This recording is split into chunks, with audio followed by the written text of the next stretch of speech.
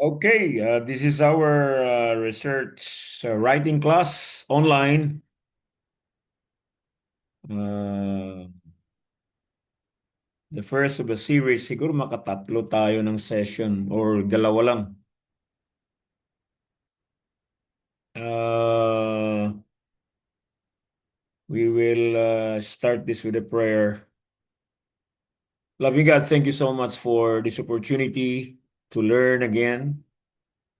Uh, Guide us, O Lord, as we deal with one of the most important thing in our seminary, and that is research writing.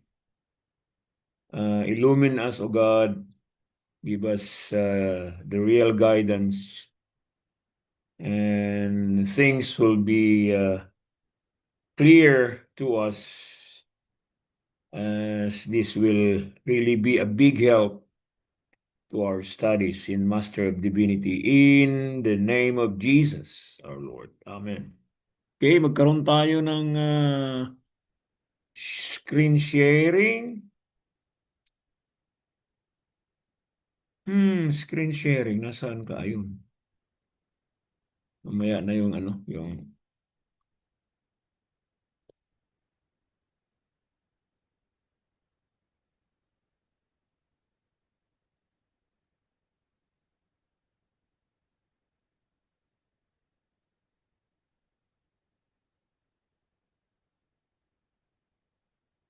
Hmm. Research writing. Sandali. Tara. Copy.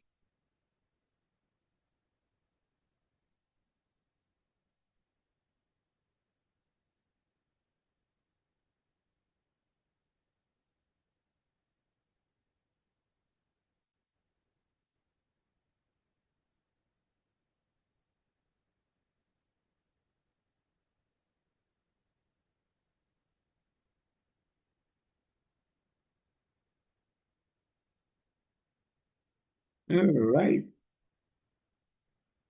There you go.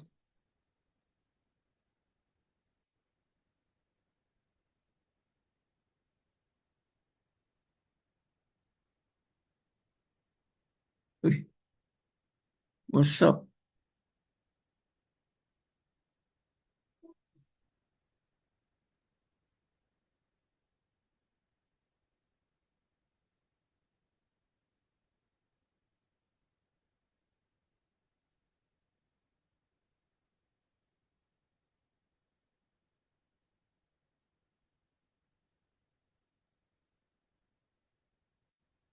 Ano nga natin?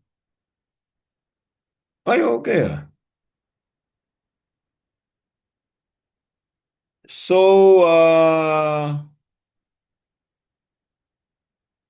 can you view it, Pastor Sam, clearly? Clear ba? Clear? Clear na clear. Clear na clear. All right. This is research writing. And some of the standard in research writing we'll deal it tonight. And hopefully we can get into that research paper, sample research paper. So you can use it in the whole month of March on your research writing. Number one is avoid plagiarism. This is the mortal sin of writers. Plagiarism, meaning you are stealing one's work from other authors that's not yours. You never cited or acknowledged the author. Okay, so sa isang professor, it's easy for us to identify when a statement is plagiarized. Okay. So that will connect us to number two. Always acknowledge the author. Okay, say Ezekiel Adijuwon said or wrote that, something like that. You never write a statement without acknowledging the author. because that's not yours. Otherwise,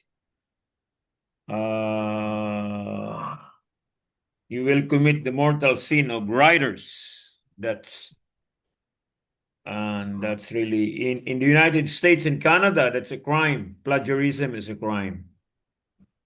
That's stealing, stealing others' ideas. Okay, so anyway, when we acknowledge the author, we will let you see a sample paper, especially when we deal with citation or to acknowledge or give credit to the author of a certain quotation, a certain thought that you're not the original of it.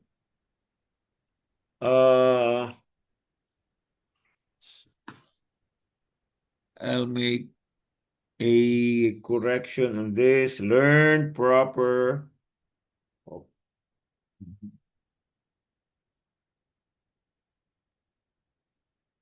Need to learn proper.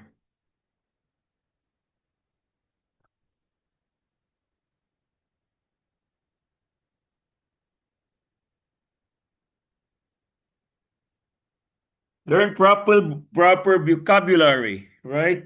So study as many vocabularies as you can. Terms that you don't know. Terms that you came across at something new and use it in your term paper. No, it should be proper, meaning it should fit to your sentence or your paragraph or your point that you're driving at. Okay? So maraming vocabulary na magamit sa theology.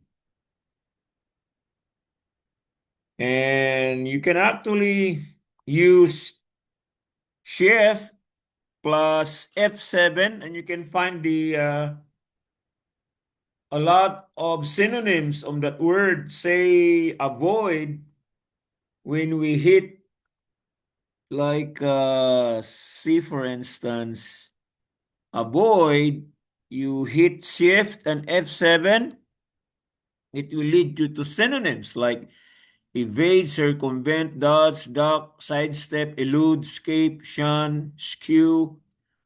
And there's also an antonym out there. It's face, something like that.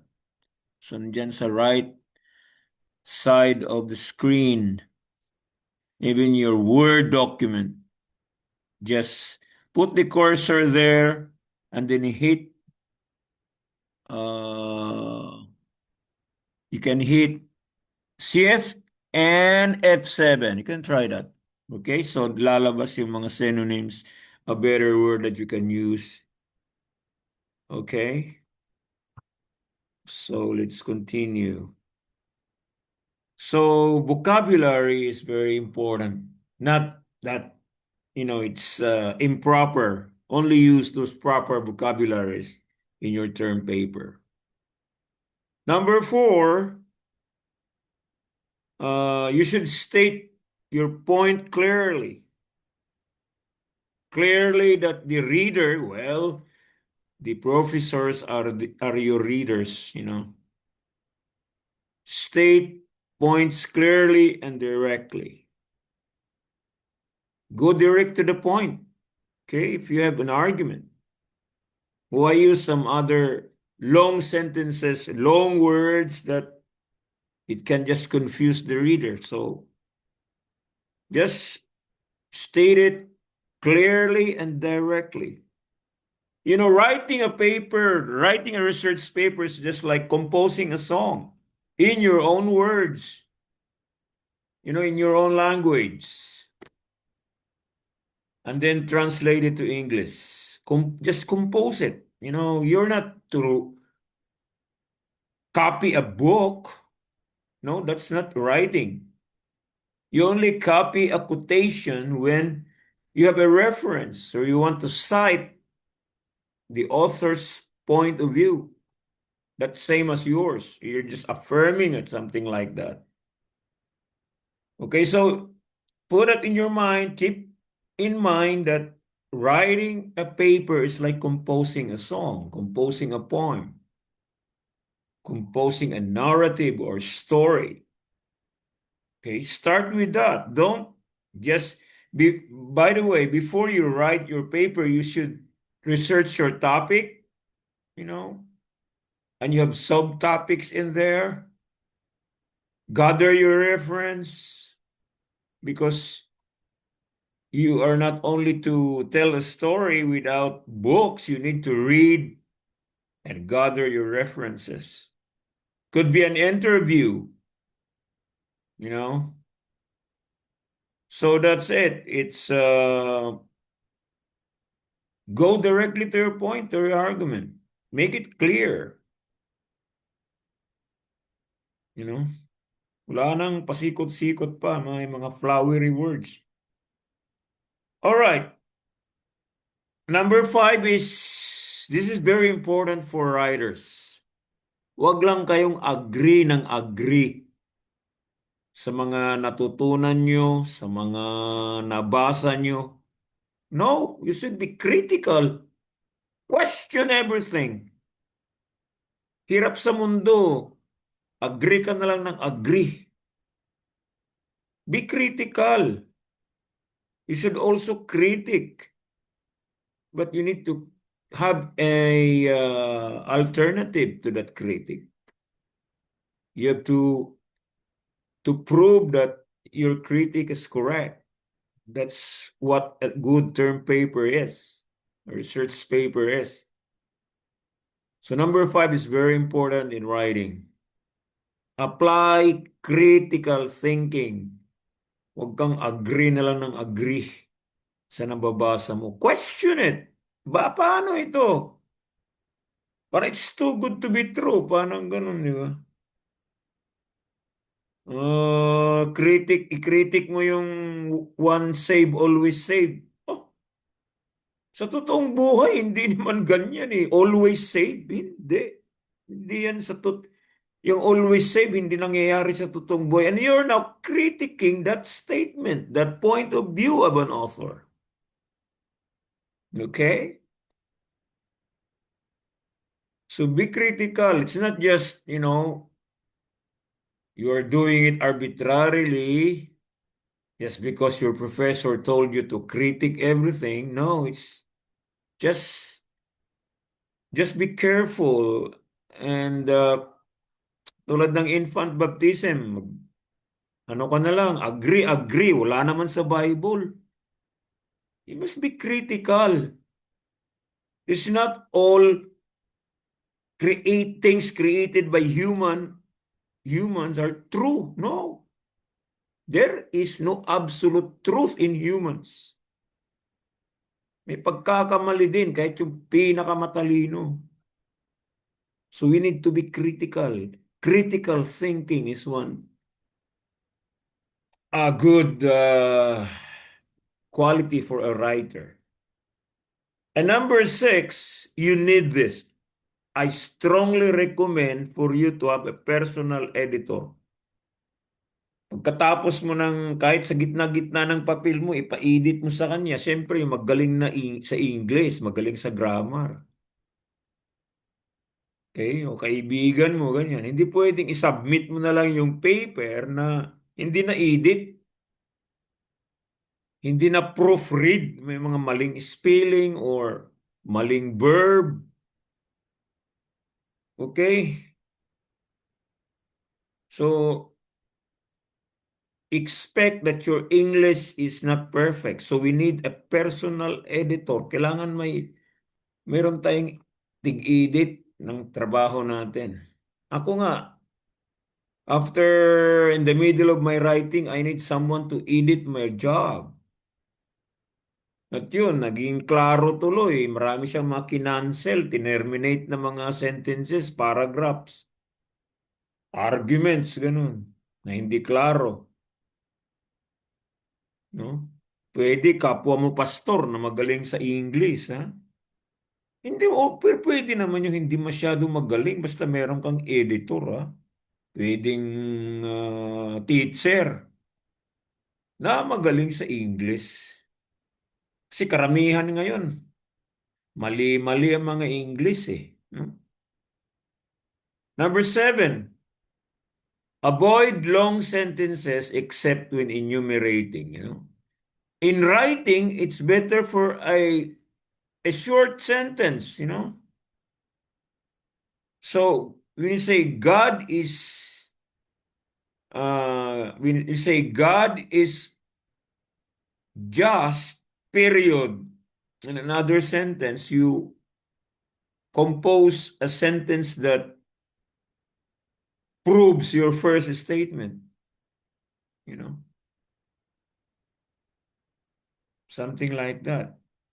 Except when you're enumerating or you're explaining an instruction, that's a long sentence. We'll give you a sample long sentence when you're enumerating.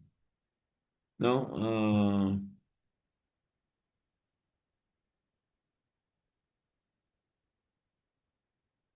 So, first, there's this sentence that enumerate three choices. The participants' three choices were put a colon after where, then say A, working with one another, comma, then close parenthesis, B, working with a team, and after team, comma, and working alone. So that's how to enumerate things like a good preacher meets the following requirement, colon, A, studying the scripture. He or she studies the scripture, comma, B, he or she reads books, theological books, and C, something like that, okay? So there's another thing in enumerating or explaining something. We tested three groups, colon, dalawang tuldok, yung colon. A, low scorer, so scored fewer than 20 points, comma. Then B, number 2, moderate scorer, so scored between 20 and 50. And, laging may and na kasi tatlo lang or letter D or number 4 kung doon ka na mag-and prior to the last point ng enumerating uh, presentation. Okay, just like in doing sermon, there are three things for a good follower of Christ. A, ganun yan eh.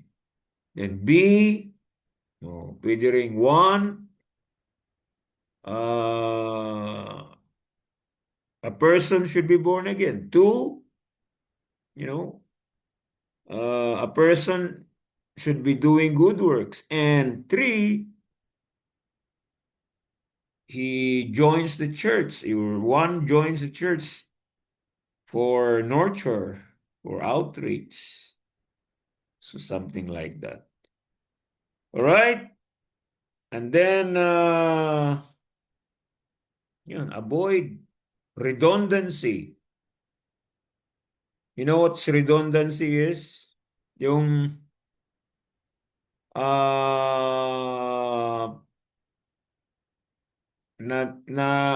you added a word that is redundant, meaning paulit-ulit lang, the same meaning. Kaya mag-cancel ka to make really direct. Just like this, they are one and the same. Just say, they are the same. They are one and the same. Redundant. Ganon din yun eh. Paulit-ulit lang. The same meaning. Bakit mo inulit? They are one. Siyempre, or better to say, they are the same. Okay? So, redundant na yung one and. Next, they were both alike. No, that's redundancy as well. So, cancel both. They were alike. A total of 68 participants. Just discard a total of simulan mo na. 68 participants. By the way, in a sentence, do not use a number at the beginning. You spell it out in words. 60 dash 8 participants. 60 na word, ha? And then dash 8. Kung sa gitna-gitna, no? I found myself that there were 68 participants. Yun, pwedeng hindi na word 68. Pwede na, kasi hindi sa simula lang, in the very beginning of a sentence, the number presented should be in a word form. Okay? Not in a numerical form. So, tinanggal mo na yung a total of. Kasi, hindi nyo pahaba lang ng sentence yun eh. So, you notice that we prefer shorter sentences that is clear, precise, and direct. Now, for different groups, kunin mo na yung different. 4 groups went for a Bible study. They held Bible study, something like that, you know. The reason is, sa gitna ng sentence, wag mo na sabihin yung because, you know. The reason is, sabihin mo na yung reason. Wag mo na sabihin, the reason is because they are drinking wine.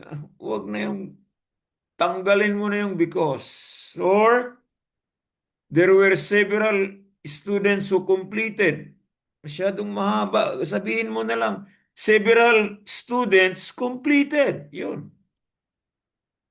Anyway, your editor will help you, especially in eliminating redundant words.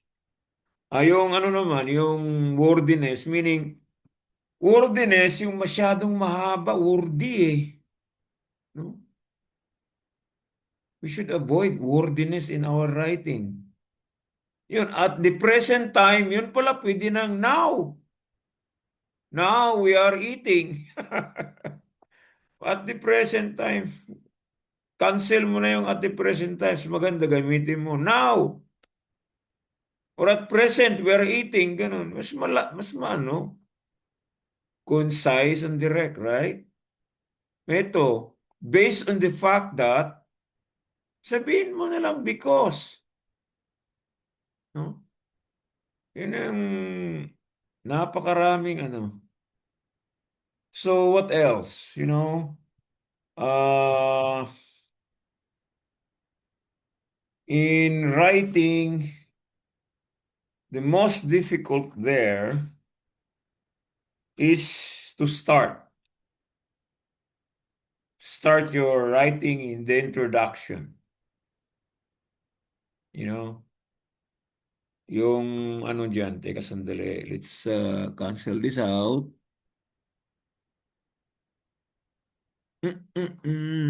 Stop sharing.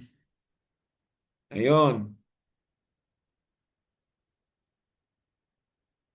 So, in writing, you know, the first step is really hard. Just like composing a song or composing a narrative or a story. Do it just like that. No, I have written a book. Excuse me. I have written a book which is my methodology I use is storytelling. No, I use storytelling as my methodology. Kaya napaka-exciting. So interesting because I told stories in this book.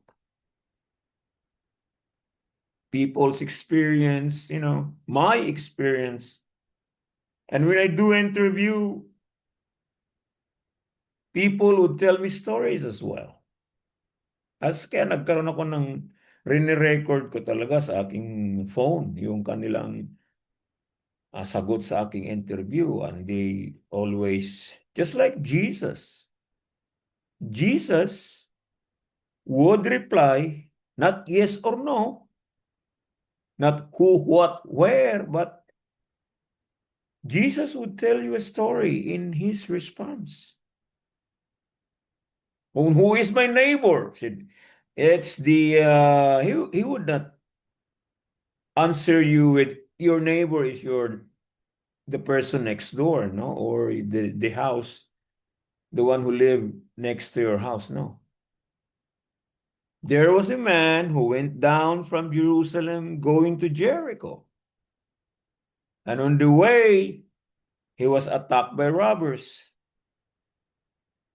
He was telling a story. Telling a story is so exciting. It be also so interesting with the kids, young people, you know. So it's like telling a story, telling your argument in your own words. Huwag ka magkopya muna na ano ka agad sa ugali natin mga writers. Kopya doon, kopya dito, cut and paste. That's a mortal sin among writers. Plagiarism. Stealing one's ideas, others' point of view, quotations, narrative. Those are not ours. And when we copy them, we need to cite them, we need to acknowledge them, we need to give them credit. Okay? So that's the hardest part in writing. And of course, the choice of words. It should fit to your paragraph, to your sentence. The use of verbs, the use of pronouns. Okay, anyway, your editor will help you.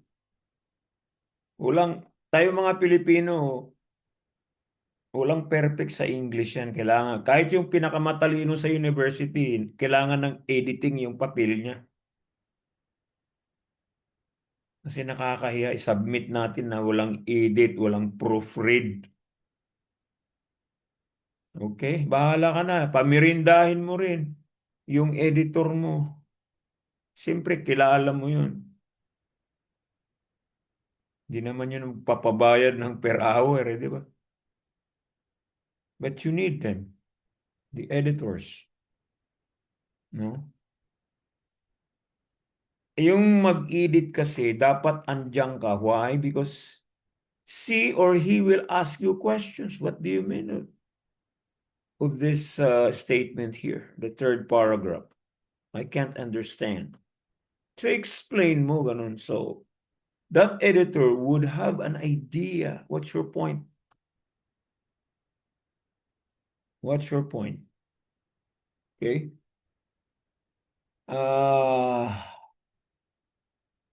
Gather as many. You can also search on the internet.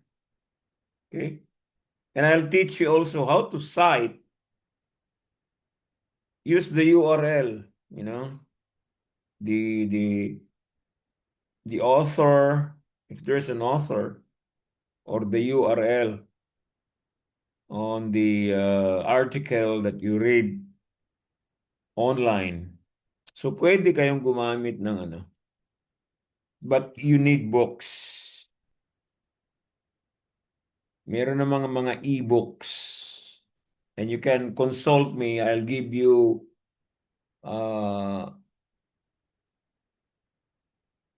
books, mga e-books lang ibigay ko. No? All right. What else? So sorry, you cannot use like Tagalog or Ilocano or Bisaya, Bicolano in your writing. It's all English. Okay? Some professors would allow you to use Tagalog in your term paper, but sa seminary, ano, oh my God, it will end in 10 minutes. So, I think we'll meet next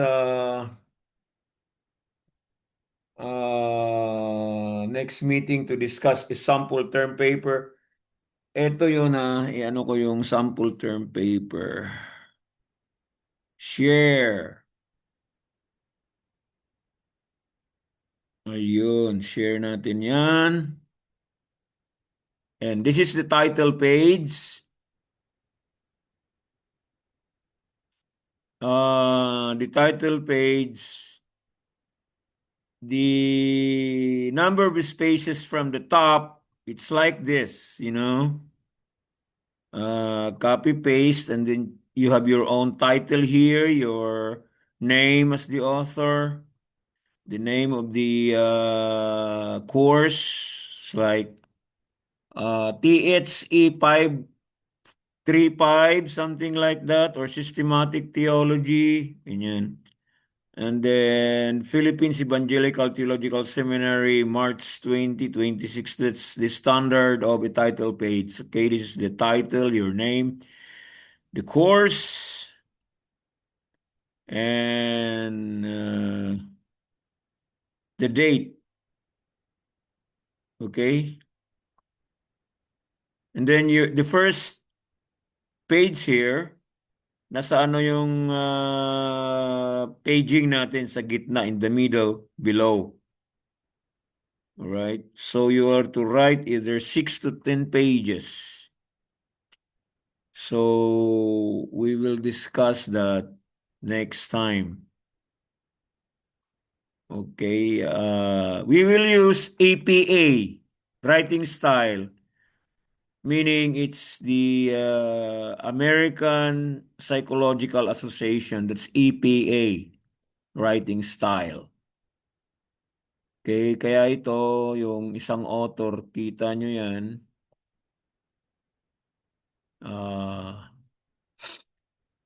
Adam G. Barker, 2015, the year that he wrote the book. Okay? And I will explain also paraphrasing. You need to paraphrase. Kunin nyo lang yung thought in your own words. Paraphrase na yun. But you still need to cite or acknowledge the author. If it is a direct quotation, just like this, direct quotation yung ganito, yung block quotation na yan. Merong page yan, ayan, oh. Kasi nasa ano mo na yung nabanggit mo na yung Emma Barthelowman and Adam G. Barker, yung mga author. Ayan, oh. Yan yung mga author, oh. Yan ang author, okay? So ito yung kinopya mo sa libro nila na nag-support sa argument mo. You need to, at the very end, it's parenthetical citation,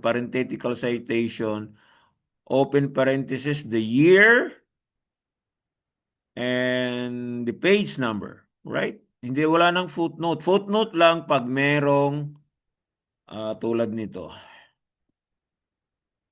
Ito, pag sa website, nakuha niya sa freedictionary.com about Sittler. Ayun. Ito niyo yan. Okay, ganyan mo yung number ng footnote, number 2, lalabas din dyan yung Okay?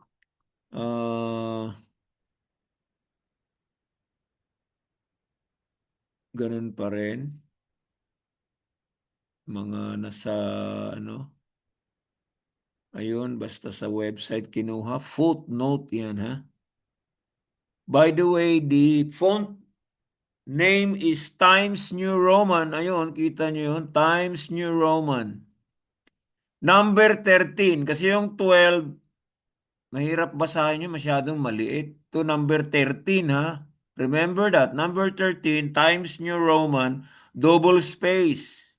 Okay, ito mga spacing dito. Ano ko kayo sa inyo ito. I'll post it in our Pets Family Online and download it. Alright? Wag niyong gayahin ito kasi mga mga stories to eh. Nag-iba ang font kasi methodology ko ito. Ano pa rin, pag na ganito kay block quotation, Times New Roman pa rin. Courier New ito eh. So when you emphasize, meaning you place like, ito, italics. Yung something you want to emphasize, sabihin mo dyan, emphasize mine after the page number. Pwede rin ganito, Confucius cited in Holthaus. Holthaus yung author ng book. Nag-ano kasi siya kay Confucius, pero nasa libro niya ganito pag ano. But we will discuss that next time.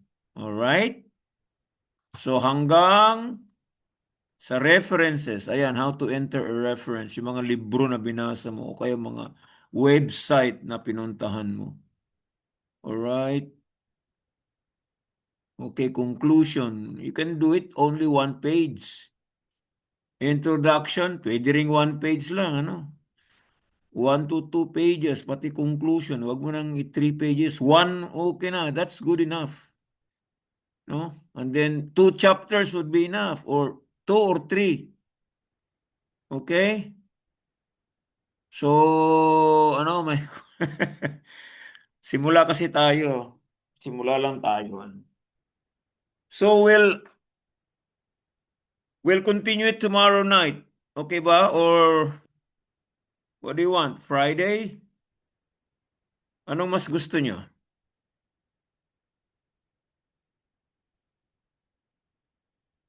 Friday siguro, Pastor. Friday. O sige, Friday tayo para mas ano kayo. Friday, 8 p.m. pa rin. Mag-review lang ako para ano, wala kasi si ano si but itong video i-ano ko lang, i-post ko lang. All right, so we'll discuss this on Friday. Okay, have a good night. Good Uh, night, Pastor. God bless. Sige, sandali na ano ko yung recording will end.